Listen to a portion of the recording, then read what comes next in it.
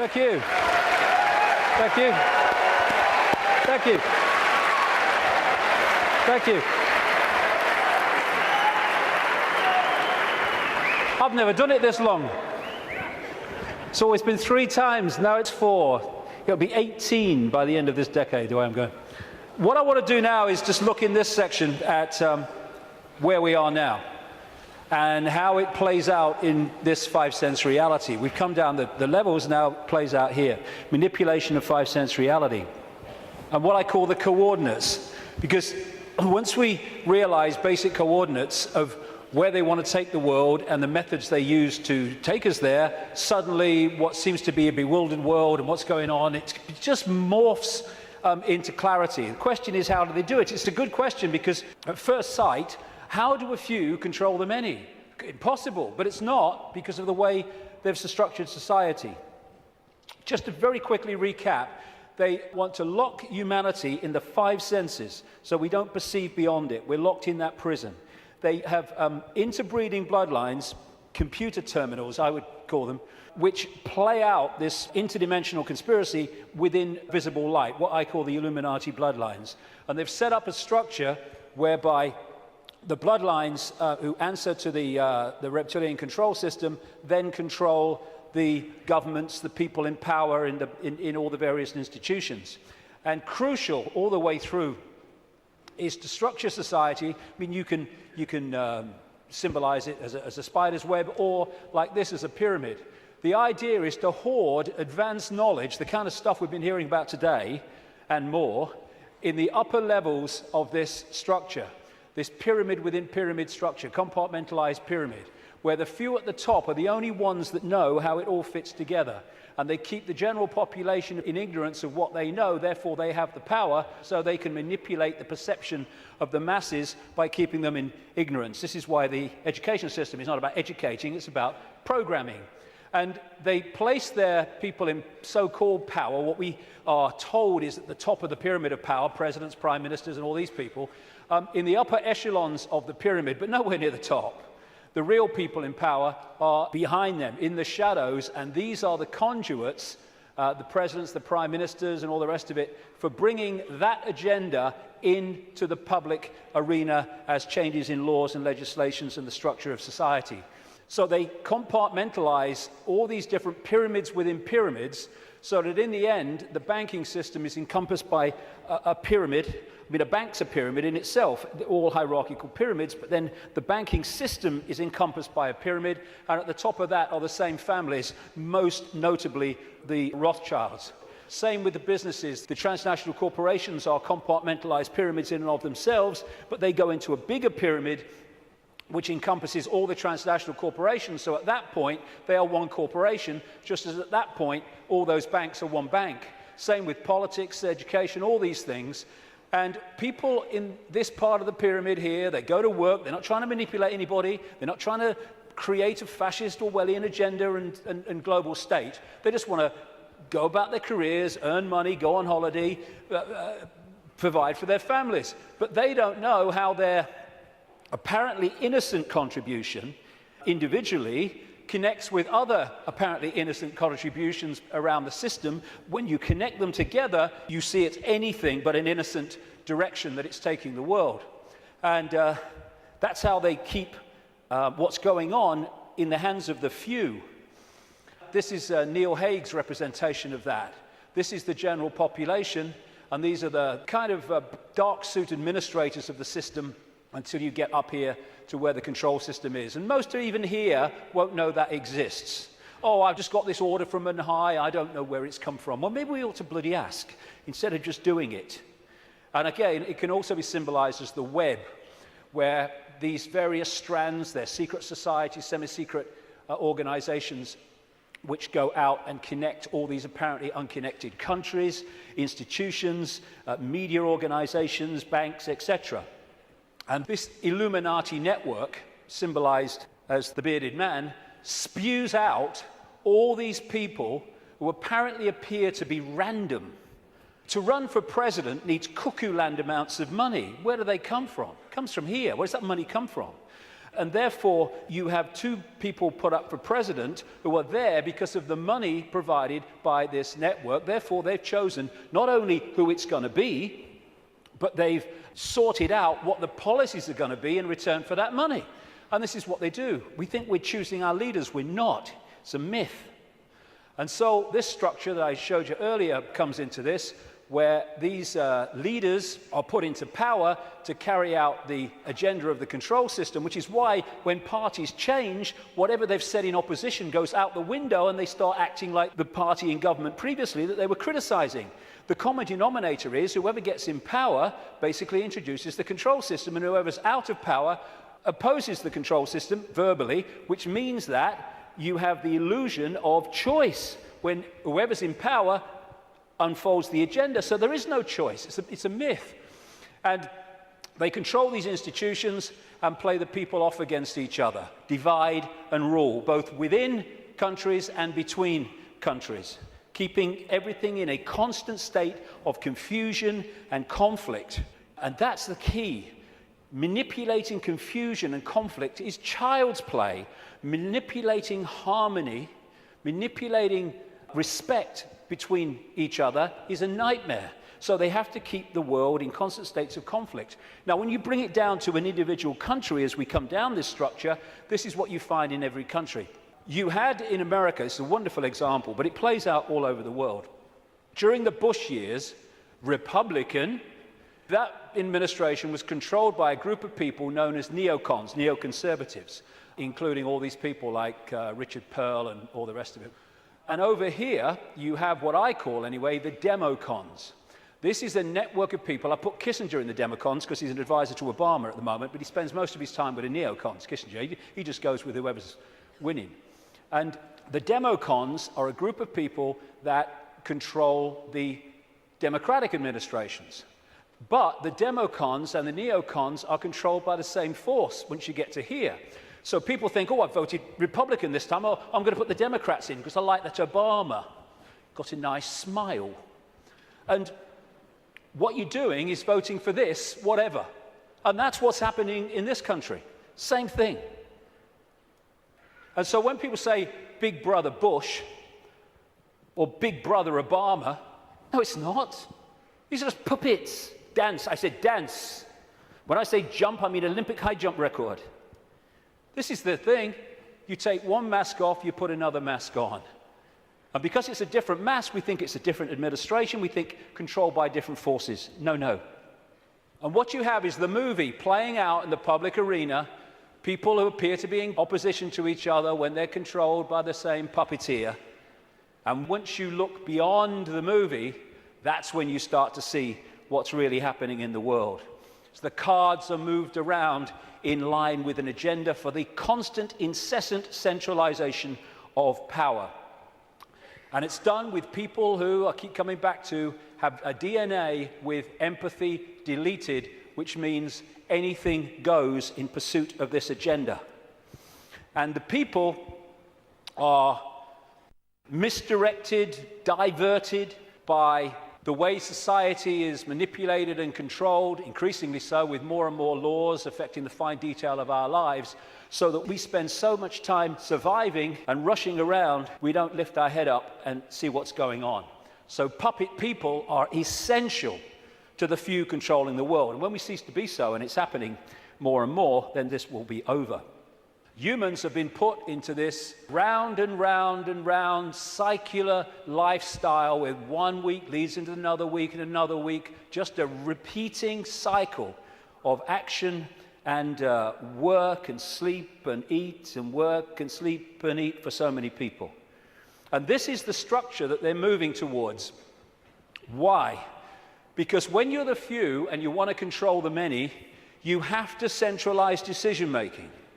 The more diversity of decision-making there is, the less control any central point is going to have over it. So what you need to do is constantly centralize power, so control over more and more and more people goes into fewer and fewer hands. We started with a tribal situation a long time ago. The people in the tribe decided what was going to happen. We then brought, as part of this centralization, it's gone over at this whole period I'm talking about, the tribes came together into what we call nations.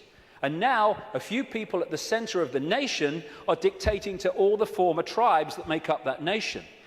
We're now well into the next stage of that, which is bringing nations together under unions like the European Union, so a few people at the center are now dictating to all those nations, which are made up of all those tribes before.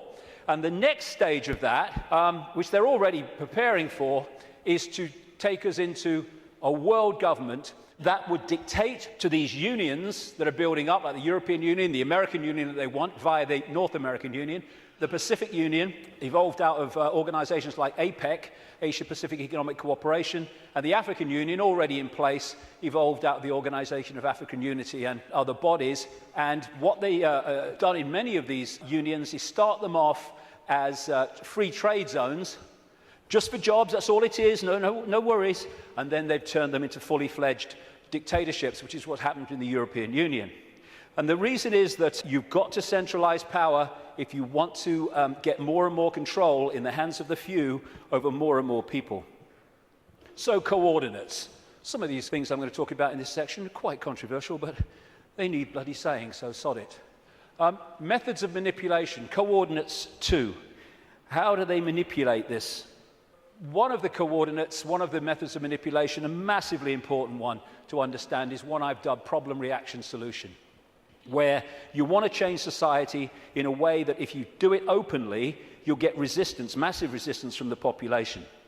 So what you do is you create a problem covertly, you blame someone or something else for it, you pass that fake version of the event through the unquestioning, pathetic mainstream media to the people, unquestioned overwhelmingly and certainly uninvestigated, and you want the people to react to the manufactured problem with outrage, with fear, and you want them to say, do something.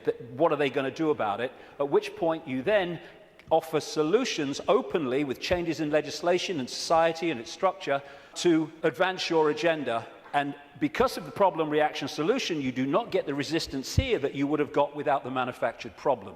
9/11 is a bloody classic. Another way of describing this is ordo ab chaos, the Latin motto of the 33rd degree of Scottish Rite of Freemasonry: order out of chaos, problem, reaction, solution. Create the chaos, then offer the order, your change out of that chaos. So like I say, 9/11 was a wonderful, classic, most blatant example of it. You want to change society, so you create a massive problem. As a result of that problem, you offer the solution, all there, written and ready, the Patriot Act in America and around the world, their versions of it, to change society and to launch a war on terror and an invasion of countries like Afghanistan and, by implication, Iraq. This is Zbigniew Brzezinski, President Jimmy Carter's national security advisor and a major mentor going back to the 1980s of Barack Obama. This is what he said in 1997 in his book. Moreover, as America becomes an increasingly multicultural society, it may find it more difficult to fashion a consensus on foreign policy issues, except in the circumstances of a truly massive and widely perceived direct external threat. Therefore, we create one, 9/11, and bingo, we then introduce what we say must happen to stop the terrorists. In other words, we change society and advance our agenda, the Orwellian state and all the rest of it. These buildings were brought down because they were made to come down. And similar buildings around the world that burnt for longer and were much more fierce never came down. And these are the only buildings of their kind who've ever come down because allegedly of fire. The official story of 9/11 has just left the room. And I've gone into that in great detail before. I'm just using it as an example of problem, reaction, solution. But when through the web you control the intelligence agencies, you control the governments, you control the media, and you control countries, and you control the manipulation of fake terrorists like Osama bin Laden, then you've got all the pieces you need to orchestrate the problem, reaction, solution, and to then use this to change society in the image that you have desired. And this is a classic. Adolf Hitler proposing the creation of the Gestapo in Nazi Germany. An evil exists that threatens every man, woman, and child of this great nation. We must take steps to ensure our domestic security and protect our homeland. Or actually, word for word, what was said after 9/11. The Second World War, problem, reaction, solution. This is why it is no paradox, no coincidence or contradiction that the same people can be shown to have funded the Nazis, that funded the Americans and funded the British, overwhelmingly based around the cartel of the Rothschilds. They created Nazi fascism, they created Soviet communism and the capitalist world. They brought them together in conflict, the second conflict in a very short time, and afterwards the world was exhausted mentally, physically, emotionally. Something must be done. This can't go on. What are they going to do about it? Ah, gotcha. Because of all this conflict, all this war, it's terrible. Terrible. What we're going to do is we're going to centralize power with the United Nations, European Union, which was justified in many ways by let's stop European countries fighting among themselves because we'll trade. Well, they stopped fighting among themselves because they stopped orchestrating it. That's why the Bretton Woods Agreement with the World Bank and all that stuff all came in as a result of the Second World War. Then there's another version, which I now call no problem reaction solution. This is when you don't need a real problem, you just need the public perception of a problem, i.e. weapons of mass destruction in Iraq, i.e. human-caused climate change. And then you can offer a solution to a problem that doesn't actually exist, but if enough people think it does, well, you got them. Totalitarian tiptoe, as I call it, goes in conjunction with problem reaction solution. This is real simple. You start at A, you know you're going to Z, but you know if you go in a big leap, the change is going to be so big and so quick that people are going to go, what's happening? What's happening? Turn that television show off. What's happening? And so you go in steps, as big as you can get away with, but not so big that you get too much of a reaction. And as this quite rightly said, you really think it would be this obvious. Well, it's becoming that obvious now as we move along, but up to this point it hasn't been, unless you looked for it. The European Union was turned from a free trade zone, nothing to worry about, just for jobs, into what it is now, a centralized dictatorship, through the totalitarian tiptoe. And here is the founding father of the EU, as they call him, Jean Monnet, a Rothschild frontman. Europe's nations should be guided towards the superstate without their people understanding what is happening. This can be accomplished by successive steps, each disguised as having an economic purpose, but which will eventually and irreversibly lead to federation. And the word fascism, which comes from this symbol, the fasci from the Roman Empire, is individuality tied together and ruled by the accent. The central point, European Union, precisely described. Globalization, which is the constant centralization of power, which is more and more power in the hands of fewer and fewer over more and more people. This is a totalitarian tiptoe. More and more, the globalized economy is taking over, so that every country is dependent on every other country, therefore has no power of individual action and individual decision-making.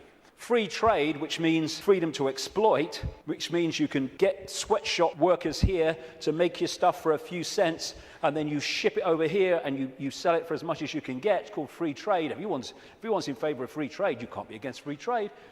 This is also part of this globalized centralization of power, which is designed to do this, and it increasingly is doing this. It means that if you're dependent within your country or your community on things outside of your influence, then everyone is dependent on everyone else, therefore has no self-sufficient ability to make decisions in their own lives and their own communities and their own countries. And the reason that they want to do this is they want to make everyone dependent on something outside their control, because dependency equals control. It's like abundance and scarcity. We live in a world which could be incredibly abundant. Nobody should be hungry on this planet, for goodness sake. Africa could feed the bloody world. It can't even feed itself. Why? Because of the manipulation of that continent by this crowd. And so we have all over the world, because there's no empathy, no consequences for them emotionally of their actions, we have manufactured scarcity, because abundance equals choice equals freedom. Scarcity equals dependency equals control. And that's why we have manufactured dependency. We have people hungry in a world of plenty. Coordinate 3, the cement. There are certain organizations, networks, rings, that act as the cement that holds the web together and holds people within the web together. Close to the spider people are the Rothschilds. And when I talk about the Rothschilds, one thing, I'm not talking about all people called Rothschild. The vast majority of people called Rothschild won't have a clue what other Rothschilds in that dynasty are doing. And secondly, I don't even mean only people called Rothschild. I mean the Rothschild bloodline, which has infiltrated many other enormous numbers of other families and groups, which then come to power under other names other than Rothschild. Because if the president's Rothschild, the bloody guy here is Rothschild, the bloody newsreader's Rothschild, what's going on? Instead of that, you have people under different names. So I'm talking about the Rothschild bloodline and the scions of that family, the people that run that family. Not everyone called Rothschild. There's a lot of people in that family called Rothschild who don't have a clue what's going on.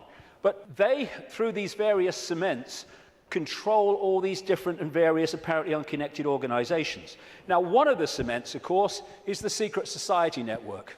That's pretty obvious when you look at it. And these are some of the major ones, but there are even more exclusive ones as well that operate in tiny, tiny cabals. But it's not just the secret society networks. They connect into the satanic networks, where they literally carry out human sacrifice and such horrors, which these bloodlines have been doing all the way through. Now, no one has a problem with the fact that then primitive ancients used to sacrifice people and torture people and all that stuff, but that was at one time kind of acceptable because it was the way they did things. As it's become unacceptable, it's still gone on, same bloodlines involved, but it goes on secretly, obviously. And this is the pedophile rings, the sexual child abuse rings, which connect into that and connect into that. That's not saying everyone in the secret society is a pedophile. It's not saying every Satanist is a pedophile. It's not saying every pedophile is a Satanist from every secret society. But there are rings, connections between these organizations and groups that hold them together. It's a bit like the Olympic rings. They connect into each other. And you find, this is why, as I researched this over these last 20 years, when I have researched through people in power like politicians and bankers and even some media people and stuff like that, you know, after this time of researching this and the recurring themes, that when you get far enough into it, you're going to come across a secret society, but you're almost certainly going to come across either or both Satanism and child abuse, sexual abuse, pedophilia. And there's a reason why the ratio of such people is massive in the upper echelons of this control structure than it is in the general population. There's a blueprint which you find in every community and every country. It's a blueprint of how this works and how the Satanists and the pedophiles and the secret society people end up in positions of power and influence to direct this conspiracy. So the pedophilia and the secret societies and the Satanists operating in these interconnecting rings then infiltrate their people right across the web, which holds the whole thing together. Now, Satanism is staggeringly common compared with the public perception of it. And there's a number of reasons for it. First of all, they're sacrificing people literally to the gods, the serpent gods. When you see these ancient accounts all over the world of how they used to sacrifice people, young virgins often, and what does young virgins code for? Children, to the gods, because they put them through the sacrifice ritual and they build up the terror. What happens is the terror reaches a point where a certain adrenaline pours into the blood, and the people doing the ritual then drink that blood and they get a real high from that adrenaline.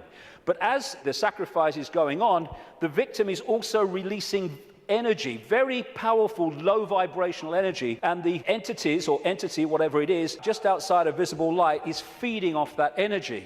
They're feeding off us like vampires in so many ways, and that's one of them, and one of the reasons for these sacrifices of people to the gods. The other thing is that they, and I've talked to Satanists who've seen this happen, or former Satanists around the world, they create an energetic environment which is almost a stepping stone, like halfway house, which allows these entities to come in to the ritual.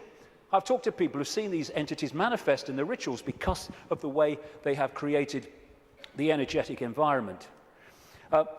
Anyone who's looked even mildly at this whole conspiracy in this area will know about Bohemian Grove in Northern California, where the elite, the presidents, the Bushes, the Kissingers, the Rockefellers, all these people go and take part in rituals under a 40-foot stone owl. And from what I am told by people who've been there in a victim state, they, in smaller groups, because it's 2,700 acres of redwood forest, actually do sacrifices there too.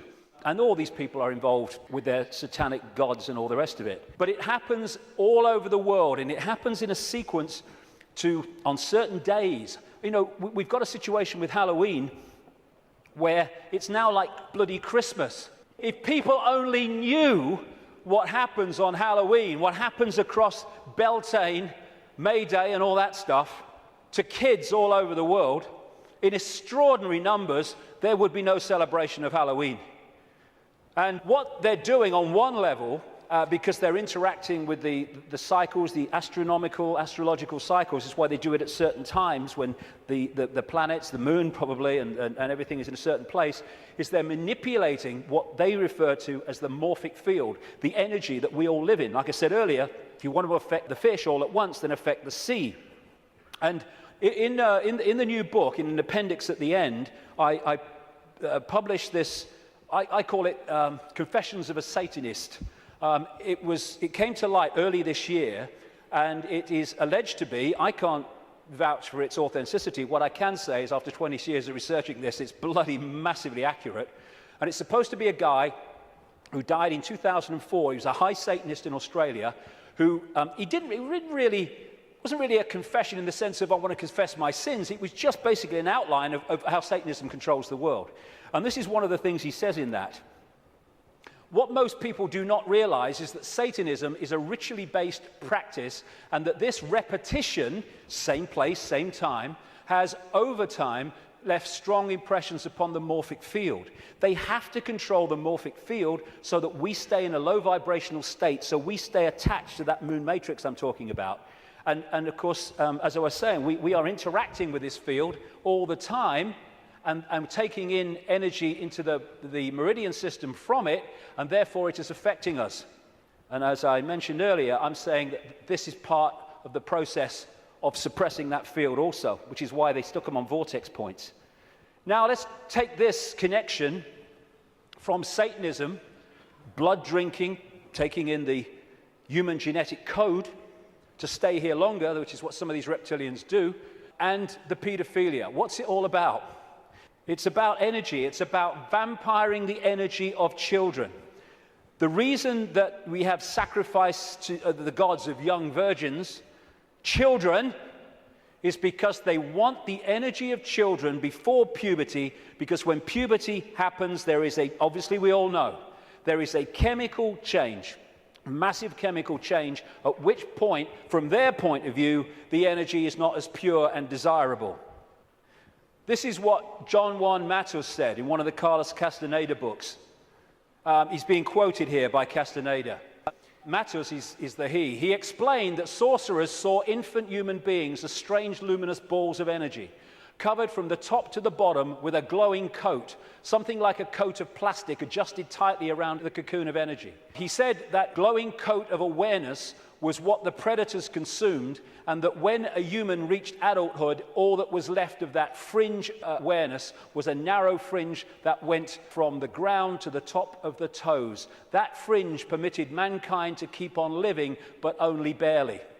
And that, although the pedophiles won't realize that, although the elite ones will, is what the pedophilia is all about, and why it is so rampant in the upper echelons of this control system. Because while the pedophile is sexually abusing the child, symbolically here, It is connecting into the energy field of the child. This is why they have anal sex with children so much, even girls. It's because they're connecting in to the lower chakra, the base chakra, and they're drawing that energy out, or the possessing entity is drawing it out and feeding off it. This is why pedophiles tend to be overwhelmingly possessed people, because the possessing entity drives the lust for sex with children, and then when it happens, they draw the energy off it, drawing the child's life force out. And politicians in this control system, again, this is why pedophilia is rampant among the political classes. This is what the Satanist confession said as well, that Australian guy. Politicians are introduced by a carefully graded set of criteria and situations that enable them to accept that their victims, children, will be our little secret. Young children sexually molested and physically abused by politicians worldwide are quickly used as sacrifices. In Australia, the bodies are hardly ever discovered, for Australia is still a wilderness. In countries that are not a wilderness, they control the mortuaries and the crematoria where they get rid of children who they want rid of because of what's happened. And it is rampant. I keep using that word, but it is. People don't realize. What happens is people think or relate the number of children that go missing every year to the number of times we see a story on the news that a child is missing and everyone's trying to find them. That is the tiniest tip of the iceberg. Hundreds of thousands of children go missing in America every year. I've rung the states, because they don't have federal figures, tell you how many cars went missing federally, but not children. They said, you've got to ring the states. I rung a load of states years ago now. I said, how many children go missing every year? How many children went missing last year? And I added the figures up. What? Never seen this on the news, hundreds of thousands. Some of them are found, some of them have explanations. Not all, nothing like. And what happens is that you have the cover-up.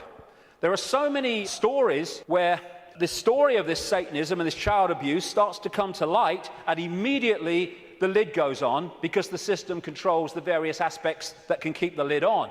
This is just one example. There's endless numbers around the world. The Franklin cover-up. It was an investigation by this guy, John W. DeCamp, who was former state senator in Nebraska, and he started investigating this guy, Lawrence King, a major Republican who sang the American national anthem in 1984 and 1988, I think it was, at the Republican convention. And he was investigating him for financial fraud through an organization called the Franklin Savings and Loans. But then he discovered that he's running a pedophile ring and providing children for the biggest names in America. And he wrote this book, The Franklin Cover-Up, Child Abuse, Satanism, again, they go together all the time, and murder in Nebraska. And what happened? Some of it got into this Washington Times, a mainstream newspaper, the connection to the Reagan-Bush administration, but most of it was totally covered up. I've been writing in my books now since 1998 that Father George Bush is a notorious pedophile, child torturer, child killer, and serial killer of adults as well. Said it on American radio. Still waiting for a response. And this is one example. A lady who became a friend of mine, Kathy O'Brien, who was in the American government mind control project since she was a kid, and met her many times. She still corresponds with me now and again, and I've met a daughter that she was talking about. Lovely, lovely girl, totally shattered by these people. And that's one example of millions and millions that are going on around the world. And this is what she said in a book, Transformation of America. Kelly's bleeding rectum was but one of many physical indicators of George Bush's pedophile perversions. I have overheard him speak blatantly of his sexual abuse of her on many occasions. He used this and threats to her life to pull my strings and control me. The psychological ramifications of being raped by a pedophile president are mind-shattering enough, but reportedly Bush further reinforced the traumas to Kelly's mind with sophisticated NASA electronic and drug mind control devices.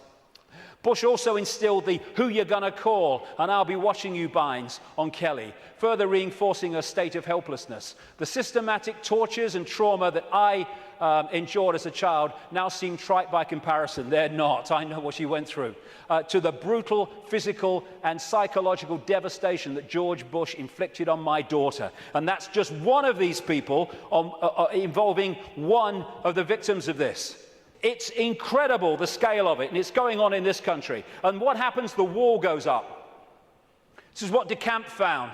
Suddenly ranks are pulled in, and the media won't touch it, the social services won't touch it, the police won't touch it, politicians won't touch it. It's the blueprint, it's how it works. And the Discovery Channel programme, produced by Yorkshire Television, was about to go to air, exposing that Franklin cover-up and the paedophile connections. Bingo, it was censored and pulled just before it was going to air. Never to see the light of day, although you can get it on the internet, because one copy survived. I was naming this guy, like I said earlier, Ted Heath, as a paedophile and child murderer from 1998. This guy's record of killing children is extraordinary. Prime Minister of this country. This fella, Thomas Hamilton, the man who went into Dunblane Primary School and killed 16 children and a teacher, he was a procurer of children for the Scottish political elite, which locks into the Westminster political elite, and the satanic rings that lock into both. That's why they took the records of this case and ordered them to be locked away for 100 years. And then, if you've been following my website recently, and many other websites too,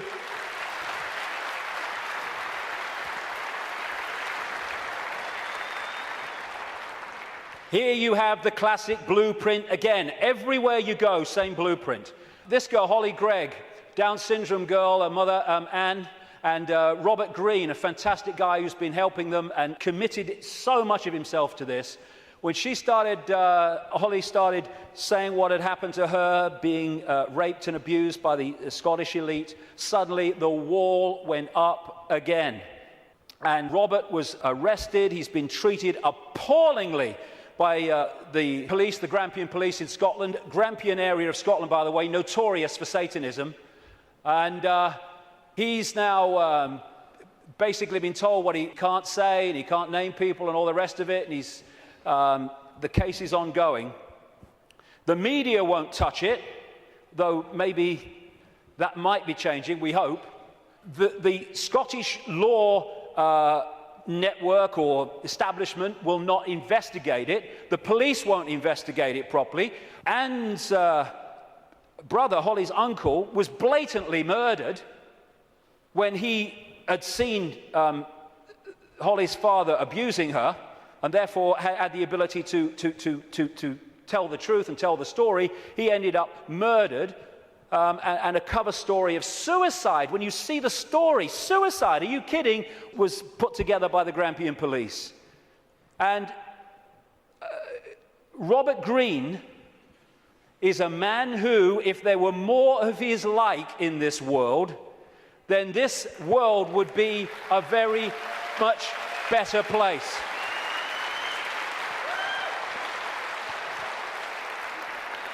And Robert's actually here today, so thank you, Robert, very much for all you're doing.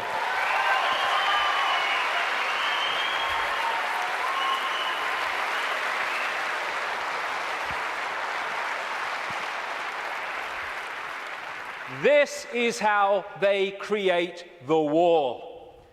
You have again the pyramid system. Social services is a pyramid, a hierarchical pyramid. The police is, lawyers are, judges are, politicians are, the media are, all of it. The medical side, the doctors, the coroner's offices, they're all part of these structures. And up here, they all eventually fuse into the same group, the same ring of people, controlling force. And what they do is they put in these pyramids people in the positions of power who are in the ring, or in the club. You do not have to control everybody in social services to stop investigations or to enforce investigations to take children away for no good reason. You just have to control the level of social services that makes those decisions. And of course, once you're in a position in these pyramids where you are hiring and firing, what you do is you hire people of like mind, and after a period of time, then a lot of these people are in these organizations at different levels.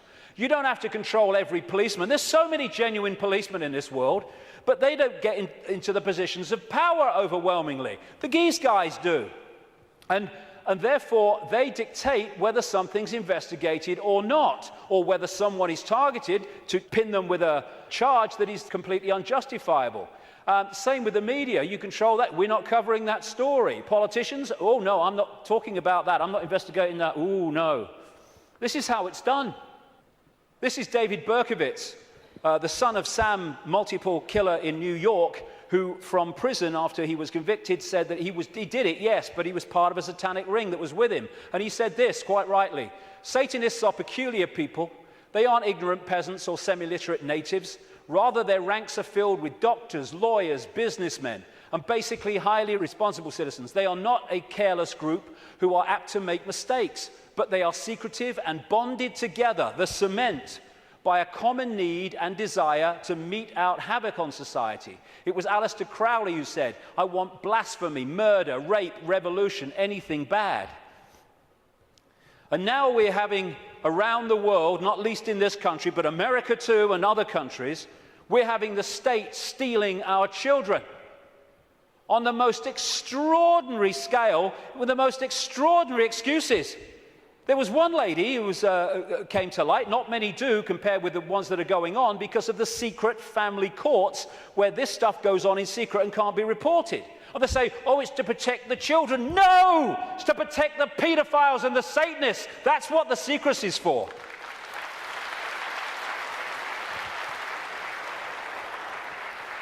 And this lady, her and her husband had spent £38,000 on fertility treatment so they could have children. She had twins, I think it was twins, and she made a joke when social services came round, when the baby came out of hospital, and she said, oh, birth has ruined my figure. They took her children away. And then when she furiously resisted, they said, the mother has anger problems, which are a danger to the child. It's unbelievable the number of children that have been taken away from their parents for no reason. This guy, Tim Yeo, a Conservative MP, just before the last election, said in Parliament, using parliamentary privilege, he accused his local council of kidnapping a 9-week-old baby from parents. But it's the tip of an iceberg, and a gathering iceberg. All over the world, I say in the book, I've looked at America as well, it's happening there. And what did Aldous Huxley, the Fabian prophet in Brave New World, talk about? The fact that children were going to be taken away from parents, parents were going to become no longer, not even relevant, they're no longer even part of society, and the state was going to take control and bring up all children. And that is where they're moving towards. And this guy, Ed Balls, my God, whoever named him was psychic. He was children's minister up to the last recent election, overseeing, taking more and more power away from parents, giving it to schools and authorities. And this guy is a former chairman of the executive of the Fabian Society and still a leading light in it. Coordinates to the cement. Now, this might be controversial. I don't give a damn, really, because, you know, we've reached the point here where we've got to start saying what is and not running away from it. What I'm about to say now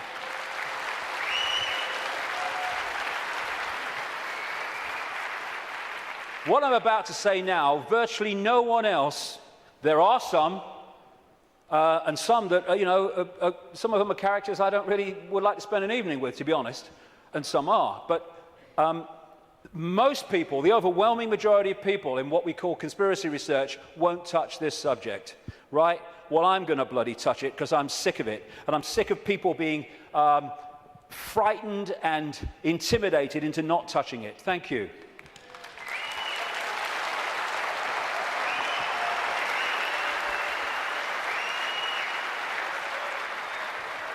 Right.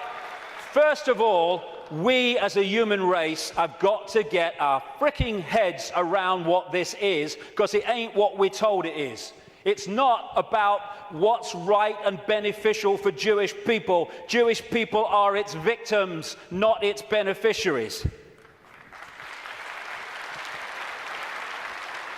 Jewish people have been hung out to dry again and again by this crowd that claim to have their best interests at heart, like hell they do. That's why I call this Rothschild Zionism.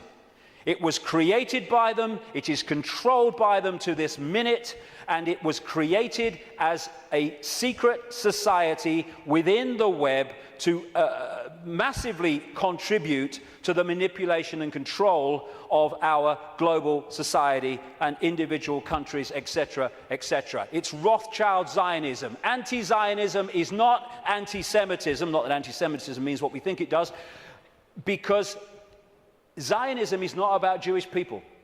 Even in its play-out way or world, it is a political system, a political philosophy. At its core, it is a secret society putting its agents in places of power. One of the very few things that Joe Biden, Vice President of the United States, has ever said, which is true, is you don't have to be Jewish to be a Zionist. Because of the propaganda, we equate Zionism with Jewish people. It's not how it is. To a very, very large extent. How many people know this? How many Jewish people around the world are protesting, have organizations created to protest against Zionism? Zionism and Judaism are diametrically opposed. Zionism is state-organized terror. How many times do we see this in the newspapers? Never. End of Zionism equals peace. Israel, stop killing Palestinians. I am Jewish and I want that. Why don't we hear about this? We condemn any Zionist aggression against Iran. I thought every Jewish person in the world wanted to bomb Iran. That's what the media seem to give us an indication about. Another Jew against Zionism. Over and over. Zionist spokesmen do not represent world Jewry. How many people... I thought Ahmadinejad of Iran is supposed to be the great demon of all Jewish people. Look at it. The demonization comes from Rothschild Zionism. We've been totally misled about what it is. Rothschild dynasty created Israel. It paid for the first people out of Europe to go and people Israel after the war. It paid for the building of the Knesset. It paid for the building of the Supreme Court building with all its Illuminati symbols all over it. And some of the people who've broken out of the family, I quote one of them in my book, have actually said, and as I've been saying for years, because it's bloody obvious, that Israel is not the homeland of Jewish people, it is the fiefdom of the Rothschild dynasty, created out of Rothschild Zionism, a secret society. And Rothschild Zionism has been used via Israel to devastate, slaughter, torture an entire nation of human beings, while claiming to be against terrorism.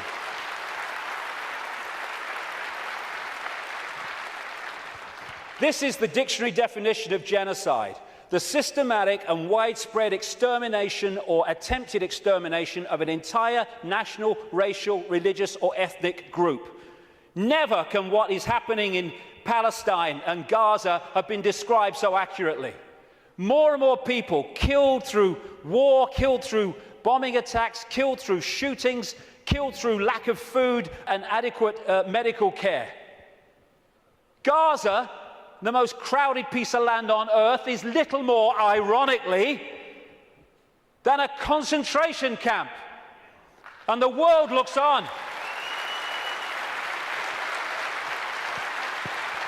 This is the face of Palestine. Well, tell me what you see. Combat boots. Yeah, another terrorist 5-year-old.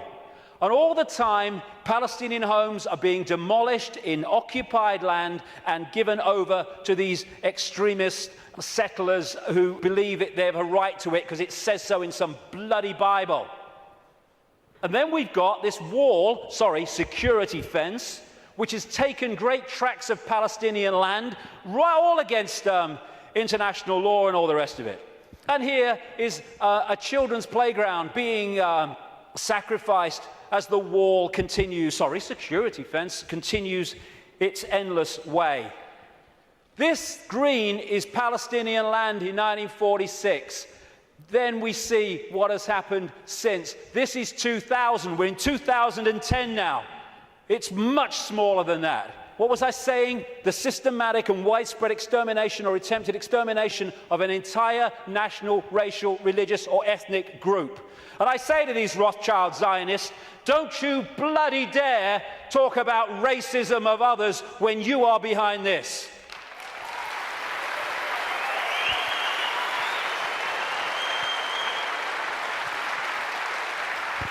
Israel is an apartheid society, not just between Israelis and Palestinians, but through Israeli society. It's incredibly apartheid.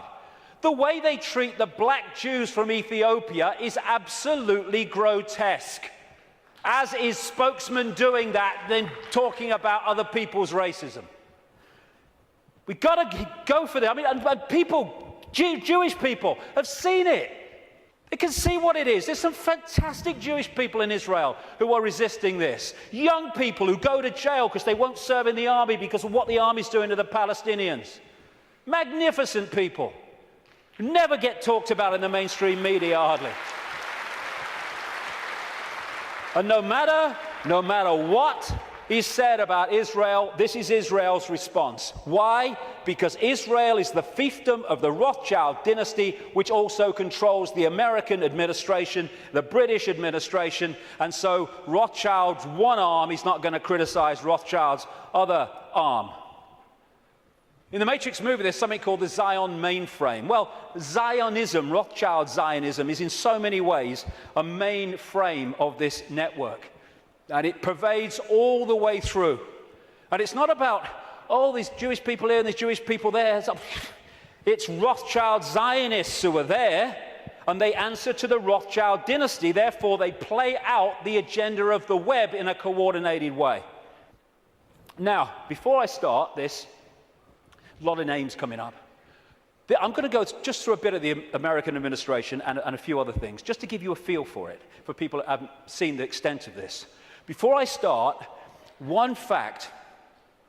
Jewish people in America are less than 2% of the population. A significant number of them will not be Rothschild Zionists, and therefore the ratio of Rothschild Zionists is even smaller, significantly smaller than the 2%. Okay. Obama's immediate handler is a guy called Rahm Emanuel. He has served in the Israeli army. He's the White House Chief of Staff. He does whatever he says. His father, Emanuel's father, was a terrorist in the Irgun terrorist group that bombed Israel into existence in 1948. And this is the relationship between Rahm Emanuel, he's the kind of Peter Mandelson of America, and Obama. Hey, you want a Nobel Peace Prize? I can sort it, son. I can sort it, son. No problem. All pictures like that, by the way, are by a guy called David Dees, who's a political artist, brilliant, American, works out of Sweden. Uses images so powerfully to tell 1,000 words as they go. This guy is the second handler in the White House. His name's David Axelrod, Rothschild Zionist. And he was the man who orchestrated the entire election campaigns of Obama against Hillary Clinton and then against John McCain. The main funder and orchestrator of the funding in terms of individuals of Obama was a guy called George Soros, Rothschild Zionist, who manipulates countries and uses his networks and funding to create coups in countries where they want to change the regime change. And he bets on currencies like he bet on the pound years ago and makes a fortune out of the demise of the economy of other countries because he has no empathy. Henry Kissinger, massive Rothschild Zionist, has served that dynasty's agenda for 40 years, if not 50 years. And he's now an advisor to Obama, even though he's officially a Republican. The American economy, the American economic team, is led by Timothy Geithner, Treasury Secretary, Rothschild Zionist, and Larry Summers, Rothschild Zionist. The entire Obama budget is run by the budget director, Peter Orszag, Rothschild Zionist. This man was advising the Russian treasury when the Russian governments were giving state assets away to Rothschild Zionist oligarchs, including Roman Abramovich, the owner of Chelsea Football Club, by the way. It's very easy to become a billionaire when a state says, have these assets worth billions of pounds. Thank you very much. It's a piece of cake. You could buy a football club if you want. And this man's company was also advising the Icelandic central bank in the run-up to the Icelandic crash. The Federal Reserve in America, which controls the American economy in so many ways, it's a privately owned, not government-owned central bank, and it's privately owned by the Rothschilds and the affiliates of the Rothschilds, is Bernard Bernanke, Rothschild Zionist. He replaced Alan Greenspan, Rothschild Zionist, who was head of the Federal Reserve from Reagan Bush right up into the Boy Bush administration, and he systematically took away the checks and balances which allowed the mayhem of 2008 to unfold. We keep hearing about Goldman Sachs and all the mayhem that it's created, both in the crash of 2008 and the crash of the economy in Greece, fundamentally involved Goldman Sachs. Goldman Sachs is a fiefdom of the Rothschilds, headed by Lord Blankfein, Rothschild Zionist. The World Bank, headed by a Rothschild Zionist. The IMF, International Monetary Fund, headed by a Rothschild Zionist. European Central Bank, headed by a Rothschild Zionist. A stream of so-called czars, as they call them in America, controlling different policies and policy areas of the Obama administration, Rothschild Zionists, including Cass Sunstein, who has actually written a paper saying people who have conspiracy theories should either be banned from expressing them or taxed for expressing them. Taxed! Climate change policy in the Obama administration is controlled by Carol Browner, Rothschild Zionist, and Todd Steen, Rothschild Zionist. Major area of policy. The American administration is utterly awash with Rothschild Zionists, and that is not by accident. It's because they're agents of the dynasty or agents of the control system. It's not about race. Mossad is not the intelligence agency of Israel. It's the intelligence agency of the Rothschilds, and that's why it turns up all over the world in false flag set up terrorist events and assassinations and all that stuff, because it's not carrying out the policy of Israel, it's carrying out the policy of the Rothschilds that control Israel. Now let's look at 9/11. The World Trade Center lease was purchased just a few weeks before 9/11 by Larry Silverstein, Rothschild Zionist, and Frank Lowy, Rothschild Zionist, and the deal was done with this guy called Eisenberg, Louis Eisenberg, Rothschild Zionist, the head of the New York Port Authority. The head of the CIA, who investigated what happened on 9/11, George Tenet, Rothschild Zionist. The Patriot Act, which was brought out, the Orwellian Take Your Freedoms Away Patriot Act in America, was co-authored, justified by 9/11, though it was written before because they knew it was coming, by Michael Chertoff, whose mother was a Mossad agent and who became the second head later of Homeland Security, an organization Orwellian that was justified by 9/11. At the time of 9/11, in the run-up to it, and then the war on terror and all that stuff, the Pentagon was dominated by Paul Wolfowitz, Rothschild Zionist, Dov Zakheim, the comptroller, who managed to lose trillions of dollars and still got away with it. And by the way, when one announcement was made of how much he'd lost or had gone missing in the Pentagon, they announced it on September the 10th, 2001. I wonder if they realized that because of that, it would never see the light of day. Dov Zakheim, Rothschild Zionist, and people like Douglas Feith, Rothschild Zionist in the Pentagon. Now, as I've said earlier, the Bush administration was dominated and controlled by what became known as the neocons, the neoconservatives, which were a Rothschild Zionist organization, led by people like Richard Pearl, Rothschild Zionist, William Crystal, Rothschild Zionist, John Bolton, Rothschild Zionist, in belief in nothing, if nothing else. And then the 9/11 Commission report, which was the official report investigating 9/11. They wanted Kissinger to head it first until the public didn't take that seriously and he had to step down. But that report, which agreed that the official story of 9/11 was true, was written and overseen by Philip Zelikow, Rothschild Zionist. The judge, Alvin Hellerstein, who is hearing and overseeing the cases of the 9/11 families who are taking out lawsuits to try to find the truth of 9/11, etc., Rothschild Zionists making sure that truth never comes out. Think of the ratio I said earlier as I go through this. The man who coined the phrase, he was a Bush speechwriter, the axis of evil, which targeted Iraq before they invaded Iran and North Korea, was David Froome, Rothschild Zionist. So when you look at this, because Israel is the fiefdom of the Rothschilds, you see that this dynamics, or you'd think, is the man of 300 million people, the superpower, is the most powerful of the two. No, he is controlled from there because the Rothschilds control them. Do you know Israel has the second biggest F-16 fleet in the world, the biggest outside of America? It's a slither of land. How did they get them? Dov Zakheim, as comptroller of the Pentagon, Rothschild Zionist, made a load of weaponry and planes in America scrap when they weren't, so they could be passed for a song to Israel. These two guys, they produced a book last year, The Israel Lobby and US Foreign Policy, and they say this: Israel receives about $3 billion in direct foreign assistance each year, which is roughly 1/5 of America's entire foreign aid budget. In per capita terms, the United States gives each Israeli a direct subsidy worth about $500 a year. This largesse is especially striking when one realizes that Israel is now a wealthy industrial state with a per capita income roughly equal to South Korea and Spain.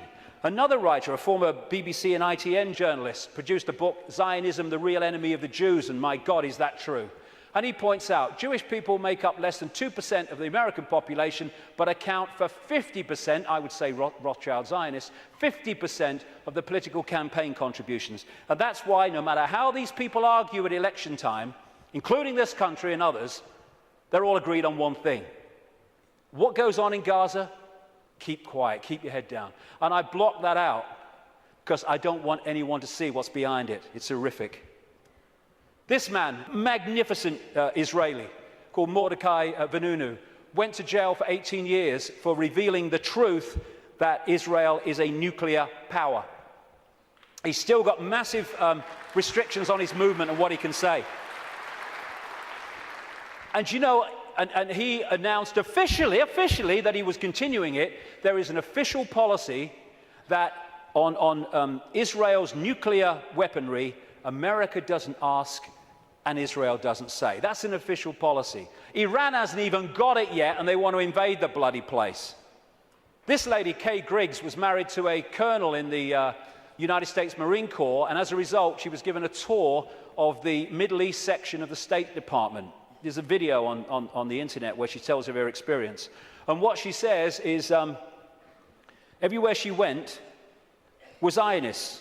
Everywhere she went was Zionist literature, in room after room in this department. And eventually she said to one of them, "Where's the Palestinians?" And they're looking after them. And she said, one of them said, "We look after that." Palestinians have got no bloody chance. It's a stitch-up. The main lobby group in America is called AIPAC, America-Israel Public Affairs Committee, which sounds like an official, but it's a lobby group. It's headed by a guy called Lee Rosenberg, who is a very close friend of him and comes from the same political cesspit that we call Chicago. So when this question is asked, Americans, do you dare to say Israeli terrorism? No, because of the way it's controlled, like I say. The Rothschild Zionists control the media and Hollywood. Don't take my word for it. Los Angeles Times columnist Joel Steen, Rothschild Zionist, wrote an article proclaiming that Americans who don't think Jews, I would say Rothschild Zionists, control Hollywood are just plain dumb. I had to scour the trades to come up with 6 Gentiles in high positions at entertainment companies, but lo and behold, even one of that 6, AMC President Charles Collier, turns out to be a Jew. As a proud Jew, I want America to know of our accomplishment. Yes, we control Hollywood. leading Israeli paper columnist said, the Jews, Rothschild Zionists I would say again, the Jews do control the American media. This is very clear, and claiming otherwise is an insult to common knowledge. And what do the media do? They keep the truth from us and keep us diverted from what's really going on. It's an elephant in the bloody living room, and people are terrified of going there because they're terrified of being called racist and anti-Semitic and all that. They'll call you anti-Semitic. I don't give a shit. I don't give a shit.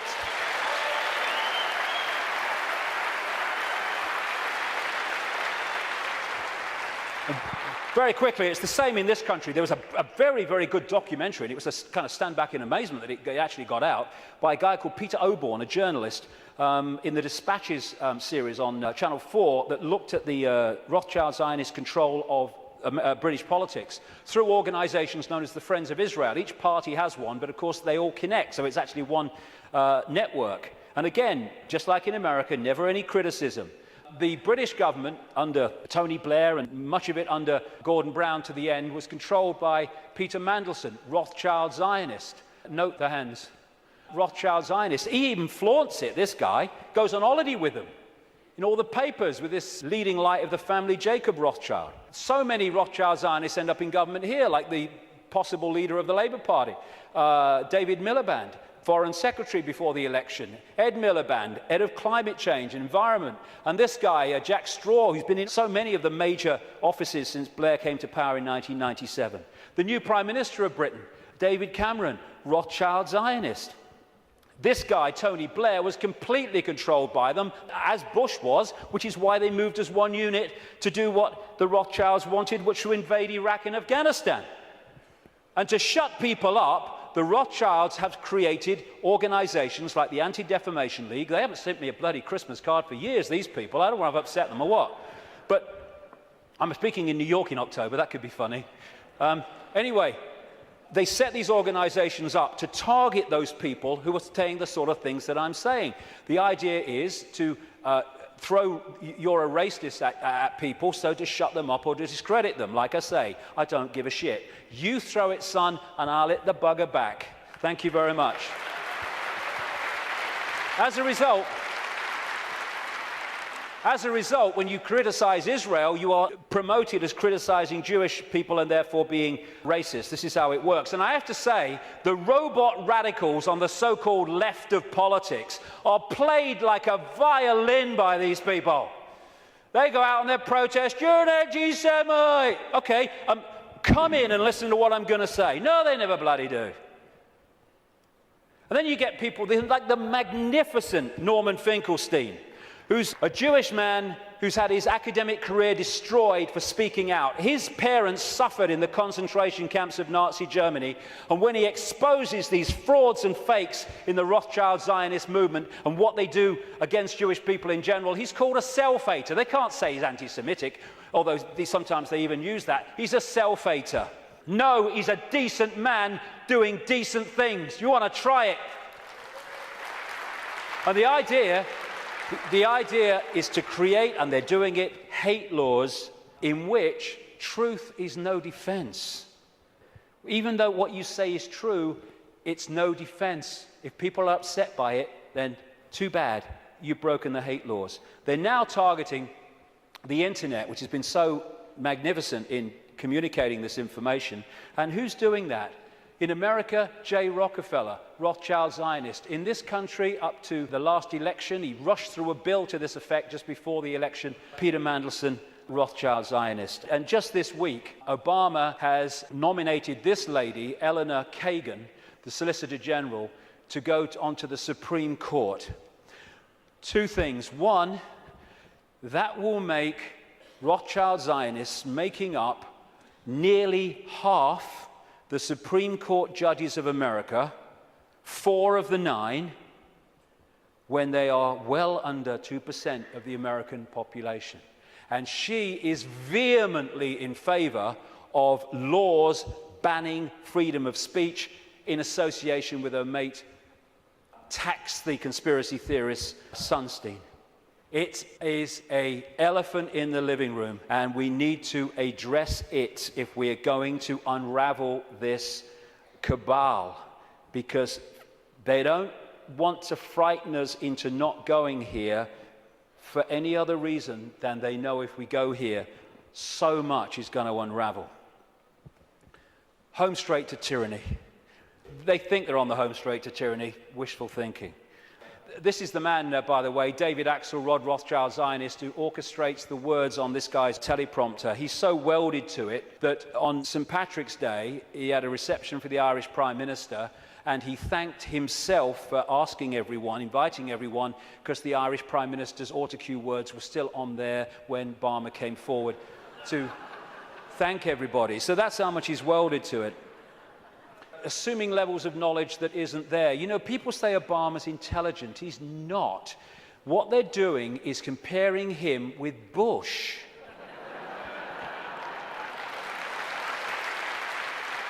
And slow horses look fast when they're running past trees. We have the secret agenda unfolding, and this is the movie. Bush is in the movie, now Obama's in the movie, but it's the same movie. And he's just there to change and Pied Piper the people, although his honeymoon period was encouragingly short. He's another Tony Blair. Will you lie first, Tony, or shall I? Oh, after you, Barack. Tony Blair. If there's ever a half-truth in a Blair speech, it's a typing error. The big change man, biggest contributors came from Wall Street, Goldman Sachs. His background is full of sleazy businessmen like Tony Rezko, who went to prison for fraud, who was a major funder of his political career. Why? Because he's one of the gang. Controlled by Soros, controlled by Brzezinski. Brzezinski's interesting. Brzezinski has been, like I say, his mentor since the 1980s. And this is what Brzezinski said in a book in 1970. The technotronic era, that which we're in now, involves the gradual appearance of a more controlled society. Such a society would be dominated by an elite unrestrained by traditional values. Soon it will be possible to assert almost continuous surveillance on every citizen to maintain up-to-date complete files containing even the most personal information about the citizen. These files will be subject to instantaneous retrieval by the authorities. This is the man who massively is behind Mr. Change, and he was also the co-founder, co-creator of an organization called the Trilateral Commission, which locks into this network, which I've been writing about for years, a network around a secret society in Britain called the Round Table, including the Bilderberg Group, the Club of Rome, their environmental manipulation arm, and the Trilateral Commission as well. And interestingly, this is very relevant to current events. In his books and his statements, Brzezinski, who's very much, like I say, running the foreign policy of Obama with people like Kissinger, he talks about an area of the world called Eurasia, which is basically from Europe across to China. Now, this is the most significant part of Eurasia on this map. What Brzezinski says, control Eurasia, you control the world, not least because of the massive oil and gas reserves around the Caspian Sea. So we're in a process of the cabal wanting to take over Eurasia, and particularly this area. Now look, the number of countries that have been invaded, had regime change, or are now currently being targeted. First of all, the Ukraine. They use things to get the people going, like a color revolution or a flower revolution. So this was the Orange Revolution. It was funded and orchestrated by the networks of George Soros, and it put their man in there. They had the Rose Revolution in Georgia, where they put their guy in there. They tried to get a green revolution after the last election in Iran, but it didn't stick. They have Iraq, they've taken that over. If they take Syria, then they're all the way through to Israel. They're in Afghanistan. They're now undermining Pakistan and bombing Pakistan more and more. In Kyrgyzstan, we had the Tulip Revolution. We just had another one recently, putting their people into power. We've had the terrorism starting to unfold in India, and they are targeting these areas because they not only want to take it over, they want to trigger a war involving China and Russia, the Third World War that their documents have talked about for a long time.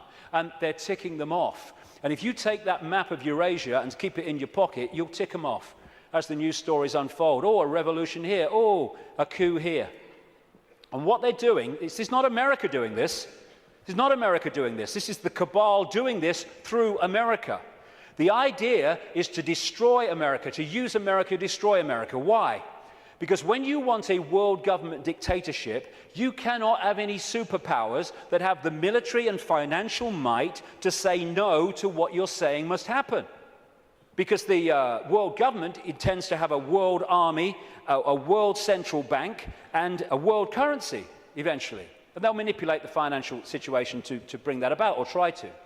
So what they need to do to take the superpower America out is they need to destroy it militarily, and they need to destroy it financially. And that's what they're doing. They're using it on their foreign excursions, and they're undermining its economy to destroy America. And it is going down the pan so fast.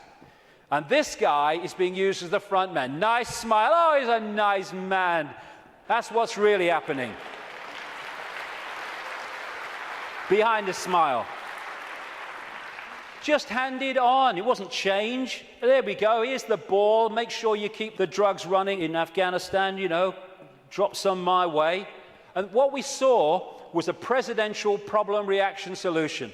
Bush was brought in to create problems, financial problems, overseas wars problems, and this guy was brought in as the solution to the problems. And as Adolf Hitler said, the great masses of the people will more easily fall victims to the big lie than the small one. So, I am someone to believe in. Hope, which is always in the future, never in the now. And so it never actually comes to fruition, but we can hope it does.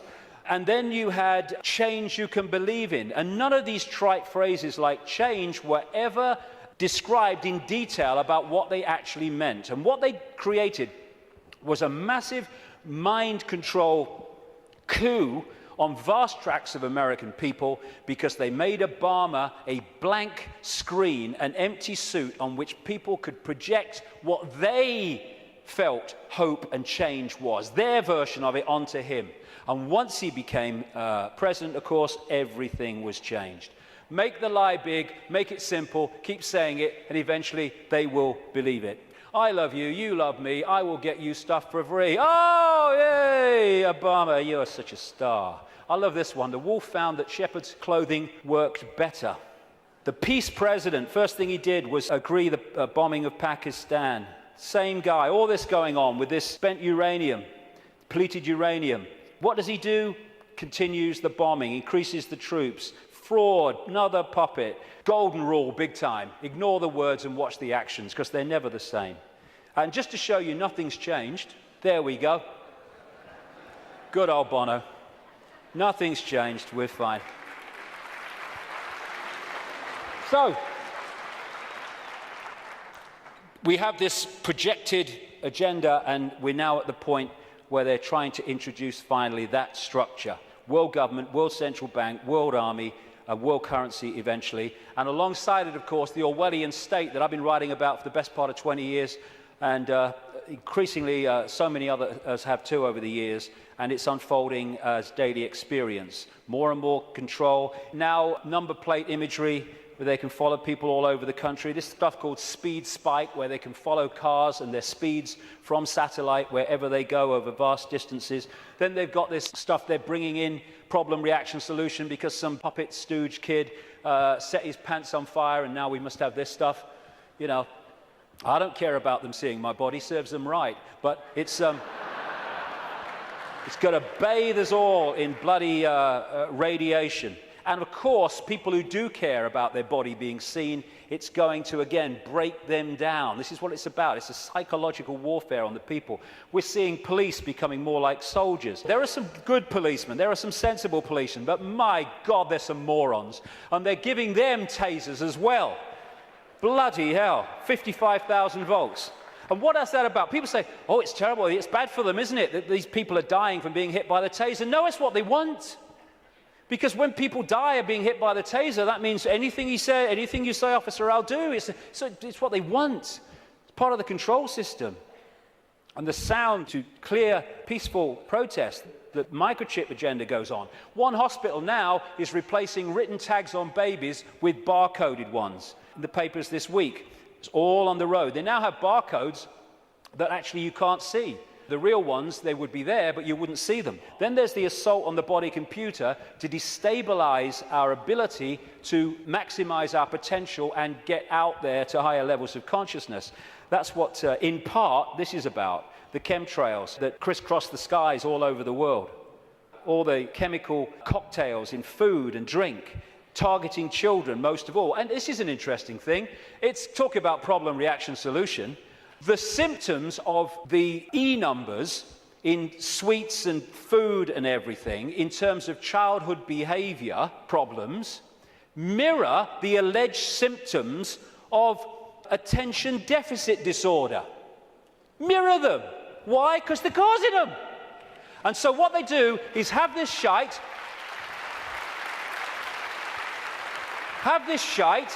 this will chemically imbalance the brain, it will create behavior problems and attention problems, and then we'll give you fricking Ritalin to dose you in mind-changing drugs to meet the problem that we are causing here. Same with genetically modified food, which is there to genetically modify us. This is why they're more and more targeting organic farmers around the world and people growing their own food to overcome the chemical shite. This is why they're targeting small farmers so the great conglomerations can move in, like Monsanto and others. This is why they have this Codex Alimentarius, which was created by Nazis like Fritz Tamir, who came up with the work makes free sign across the entrance to Auschwitz. Him and some of his fellow Nazis who went to jail after Nuremberg, he was released well ahead of the end of his sentence because his mate intervened, called Nelson Rockefeller, 4 times mayor of New York, and they created these Nazis. Codex Alimentarius in the 60s means code, food book or food code, and now they're trying to impose global regulations which in effect will stop us getting the doses of food supplements and vitamins that make any difference, and also hand control over to the pharmaceutical cartel for it. Same with the attempt to get us vaccinated with all this shite through the Rothschild-created and controlled World Health Organization.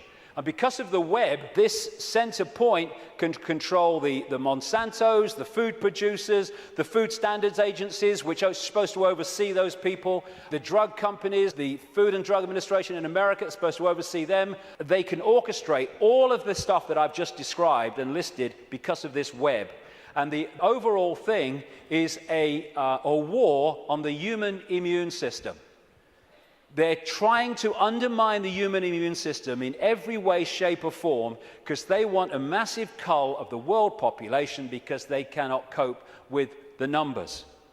And like I say, I was reading, when I was researching the book, I saw incredible figures. But my goodness, in the last week, I've seen extraordinary figures in terms of the increase in drugs, mind-altering drugs given to children. It is fantastic. And it's being done systematically to dumb down young people and stop them expressing their true potential for consciousness, which they are. And all that is in here, how that was going to happen, written as a novel by this guy, Fabian Aldous Huxley. They're putting us in a vibrational prison in all these ways. The financial crash was orchestrated on purpose by deregulating, and it's possible to do that because the Rothschilds and their associated families and groups control the world financial system. They're moving trillions of dollars around, so they decide if the stock market goes up or it goes down. If they target the dollar, it will go down. If they target sterling, it will go down or whatever, because they have that ability, and Goldman Sachs is one of their main vehicles for all this stuff. And they can control the world financial system because, once again, they control the banks, they control the Federal Reserve System in America, they control the Bank of England, and they control governments, and they control the reporting of it. And this is the plan. Stage 1, crash the global economy, September 2008. Stage 2, governments throw fantastic amounts of money, credit, money that doesn't exist, but we pay interest on it, at the perpetrators until their financial barrels are empty. Stage 3, and they'll bring this when they feel it's going to have maximum impact, they're going to crash the economy again on an unprecedented scale when governments have no means to respond. That's the idea. Why? Well, the last section will kind of pull all this together because there's something going on which they want to stop.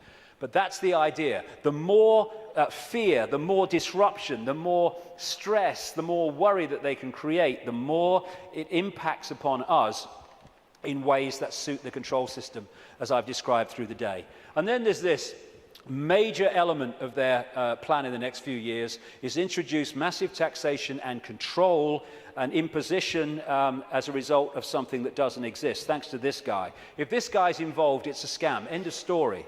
End of story. There you go. Thanks for the Oscar, but I'm totally full of crap. This man's going around demonizing carbon dioxide, which without it the world would not be as it is, and demonizing the greenhouse effect, without which we wouldn't bloody be here. There you go.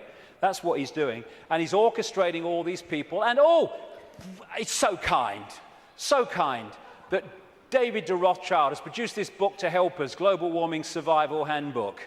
Survival. Now, let's get some sanity into this. This is a graph of greenhouse gases that make up the greenhouse effect. That one, you would think from the propaganda, would be carbon dioxide. It is water vapor and clouds. I think we ought to ban water vapor and clouds. It's the only way to save the frickin' world, right? Every time we see a cloud, they ought to add VAT. I think it's the only bloody way. And this is carbon dioxide. Not only that, the grey stuff is natural, only the green slither is coming from human activity. And we're supposed to believe it's affecting the weather. It's the bloody sun. It's the bloody sun.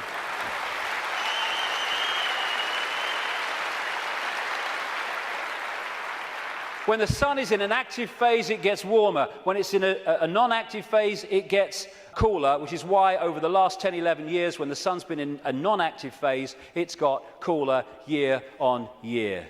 And one of these groups in this network with Brzezinski's Trilateral Commission is the Club of Rome. It was created in the 60s to orchestrate the use of the environment to push the agenda. Aurelio Pecci, the founder of the Club of Rome, quoted it in their own publication in 1991. In searching for a new enemy to unite us, we came up with the idea that pollution, the threat of global warming, water shortages, famine and the like would fit the bill. And they've played it out ever since through the Church of Climatology, which is just a cult. And here's the high priest. And we have this guy, Nick Clegg, who actually calls people that challenge the global warming climate change official story as climate change deniers. Because the Church of Climatology says that if you don't accept its nonsense, you are a blasphemer! And they equate you with Holocaust deniers. That's what that line is supposed to do. And we're still pushing along. We've had Climate Gate, we've had Glacier Gate, we've had Amazon Gate, we've had Polar Bear Gate, Rising Sea Levels Gate, where all these things that were supposed to be happening have found to be not happening and have been lied about and manufactured. And we've even had Cowgate. Yes, ladies and gentlemen, I bring you glad tidings and great news. These clowns have now admitted that bovine flatulence is not a threat to human existence as we know it. I can't tell you how happy I am. BBC, through gritted teeth, has had to admit on its website, but not on its television station, that temperatures have been falling. And yet, no matter, the Green Team goes in, Gore's team is taken on by Obama. They go around programming children about fear of the future, the Green Police to impose checks on your houses without your permission, and just to show it's a scam, there we go. How's that? Good stuff. Again, I keep coming back to this, the suppression vibrationally of this energy field and the human energy field. The reason they're stopping the manufacturing of light bulbs and the selling of light bulbs as we've known them up to this point, and they're replacing them with these things which are full of mercury and an environmental bloody disaster, is because they give off a certain vibration that affects the human energy field. This is why many people around the world get ill, physically ill, when they live with these light bulbs. It's all a scam. Very quickly to finish, political correctness. This is not about protecting minorities. It's about stopping people speaking their truth and having freedom of speech. That's what it's about. It's about creating what Orwell called newspeak, where the language replaces old speak, words that have meaning and detail and you can express yourself, with newspeak, which actually says nothing, has no ability to express detail because of the way it works. The only language in the world whose vocabulary gets smaller every year, Orwell said. And as he pointed out quite rightly, on the conscious level, we think in words.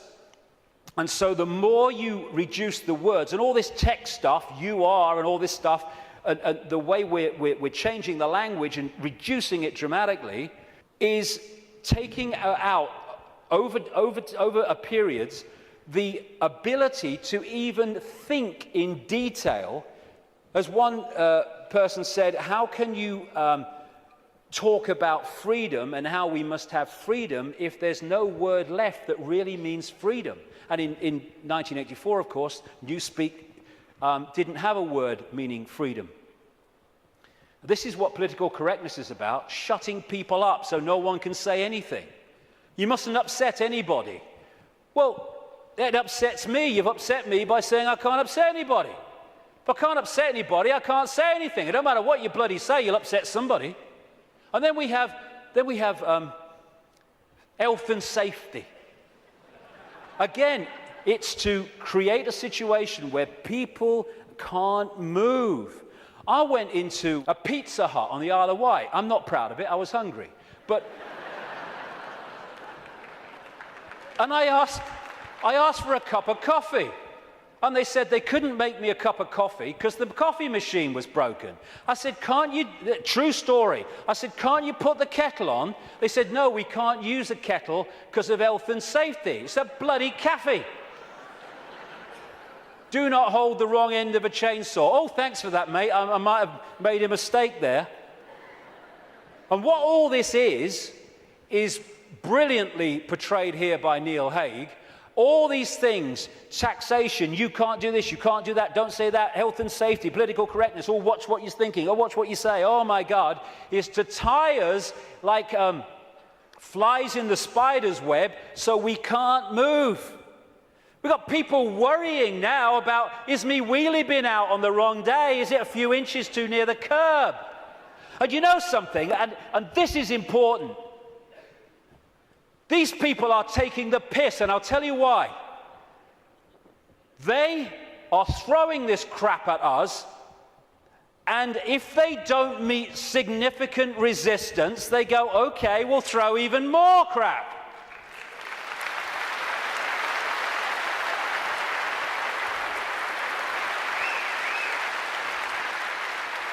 I'll get into this in the last section, but we need to draw a bloody line here. Not only say here and no bloody further, but we're going here and drawing it.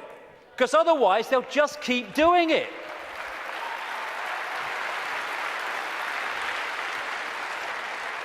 And this is the key to all of this that I'm talking about. It is a mind game. It has to be. It has to be, because from mind comes everything. This massive stop, go here, don't do this, you can't do that, all this stuff. More and more fine detail of our lives being dictated. It's to turn us into the version of this. You put a mouse in a laboratory maze and you put shock equipment down different channels. When it goes down those channels, it gets a shock, it comes back. It might go down another time, it'll get a shock and come back. After a while, not long, you can take that shock equipment away, that mouse will never go down there again because you've changed its behavior patterns. And what they're doing is throwing all this stuff at us, giving us punishments for doing this, punishments for doing that, punishments for doing this, but you're okay as long as you do this. And that channel of it's okay if you do this is getting narrower and narrower and narrower. And what they want to do is to bombard us and batter us into acquiescence. So we become subservient totally to the system. Never challenge it. Just stay in this narrow band of robotic computer terminal perception. To turn this into this. A bar-coded, computer terminal, unquestioning, acquiescent robot. And they've done it before in smaller groups. This is China. This is waiting for work in the factory in China. And China is in so many ways a blueprint of the global society they want. 1.5 billion people in China. They're controlled by a relative handful because the 1.5 billion are acquiescent, and therefore they cannot use their numbers to overturn the dictatorship of the few because they're programmed not to. The rabbit hole goes very deep, even deeper than I've got to now. The journey continues. But it's to control perception and get us to believe we have no power. We bloody do. To get us to believe that we should just follow the one in front, because that's what everyone else does. Like bloody hell we will. And in 10 minutes I'll come back and let's look at what we can do. Thank you very much. Thank you.